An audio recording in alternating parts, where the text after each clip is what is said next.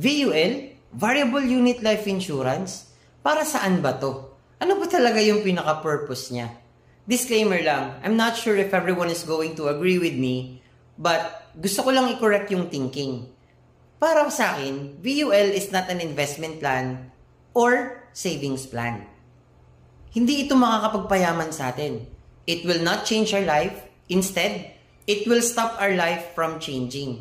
Kung ano yung current lifestyle natin ngayon, pag may nangyari sa ating hindi maganda, ito yung magiging katulong natin para mabigay yung protection na hindi magbago ang ating buhay. Especially pag namatay tayo. Yung loved ones natin, may matatanggap silang malaking halaga na para magamit nila sa final expenses natin or magamit nila para maging panimula.